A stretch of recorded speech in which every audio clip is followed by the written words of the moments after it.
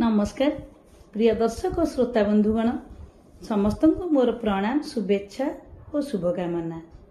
आज मु श्रीमती दमयंती रथ प्रधान शिक्षयित्री तथा कवयित्री नरसिंहपुर कटक ओडिशार जनाशुना सुसाहित्यिक कवि सौरभ कैलाश चंद्र बेहेरा सृजनी नहीं आसी एक सुंदर मन छुआ गीति कविता। गीति कविताटीर शीर्षक दोल यात्रा। आशा आपण मानक निश्चय भल लगे।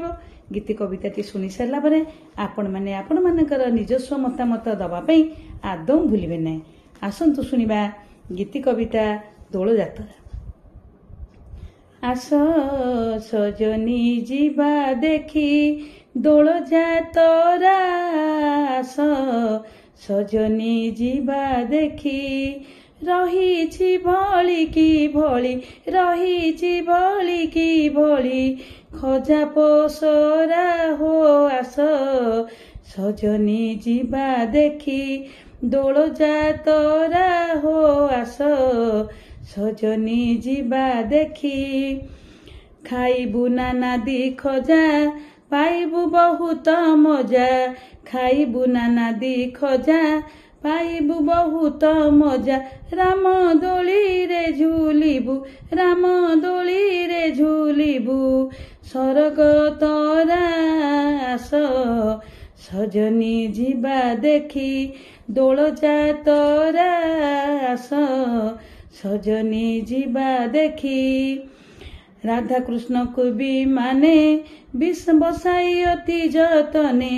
राधा कृष्ण को भी माने बसाई अति जतने बुलाइबे साही साही बुलाइबे साही साही सबुठी परा।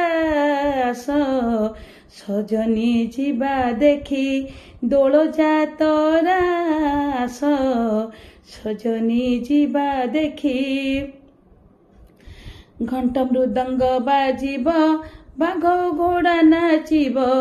घंट मृदंग बाजिब बाघ घोड़ा नाचिब आलुअरे चौदिग आलुअरे चौदिग दिशिब तोरा। आस सजनी जीवा देखी दोल यात्रा। आस सजनी जीवा देखी अबीर भली की भली परस्पर देई बोली।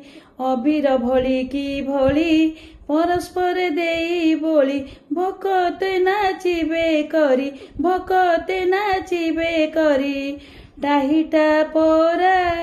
आस सजनी जीवा देखी दोल यात्रा। आस सजनी जीवा देखी एत परंपरा नीति मनरे आसई भक्ति। एत परंपरा नीति मनरे आसई भक्ति सबु परब मध्यरे सबु परब मध्यरे सबु परब मध्यरे अटे नियारा। आस सजनी जीवा देखी दोल यात्रा। आस सजनी जीवा देखी रही भली की भली रही भली की भली खजा पोसरा हो। आस सजनी जीवा देखी